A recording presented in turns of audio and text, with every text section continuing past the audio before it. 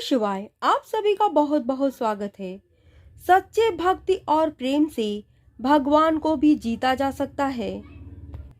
आज मैं सुनाने जा रही हूँ इसी बात से जुड़ी हुई एक कहानी है एक संत और सेठ की, जिसमें संत का भगवान पर अटूट विश्वास है कि वो प्रसाद में जहरीला भोजन खाने से भी परहेज नहीं करता। इसके बाद भगवान जो करते हैं उसे देखकर सभी हैरान रह जाते हैं। एक सेठ जी बड़े कंजूस थे।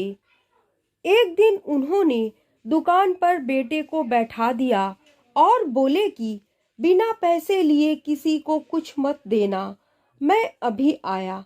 अकस्मात एक संत आए जो अलग अलग जगह से एक समय की भोजन सामग्री लेते थे। लड़के से कहा, बेटा जरा नमक दे दो। लड़के ने संत को डिब्बा खोलकर एक चम्मच नमक दिया। सेठ जी आए तो देखा कि डिब्बा खुला पड़ा था। सेठ जी ने कहा कि क्या बेचा? बेटा बोला, एक संत जो तालाब पर रहते हैं उनको एक चम्मच नमक दिया था। सेठ का माथा ठनका। वो बोले, अरे मूर्ख, इसमें तो जहरीला पदार्थ है। अब सेठ जी भागकर संत के पास गए।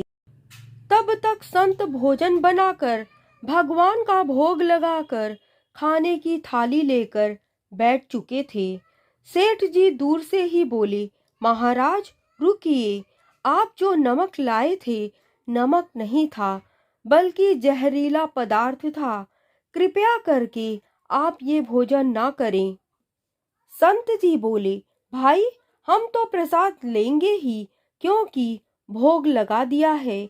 भोग लगाकर भोजन छोड़ नहीं सकते। अगर भोग नहीं लगता तो भोजन बेशक छोड़ देते। ये कहकर संत ने भोजन को प्रसाद समझकर खाना शुरू कर दिया। सेठ जी के होश उड़ गए।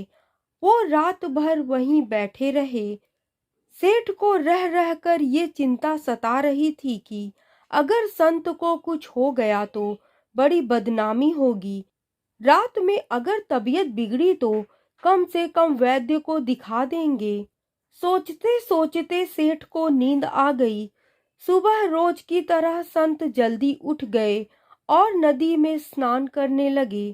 सेठ जी ने कहा, महाराज तबीयत तो ठीक है। संत बोले, भगवान की कृपा है।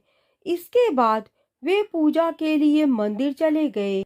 जैसे ही संत ने मंदिर का द्वार खोला तो देखा कि भगवान के श्री विग्रह के दो भाग हो गए हैं और शरीर काला पड़ गया है।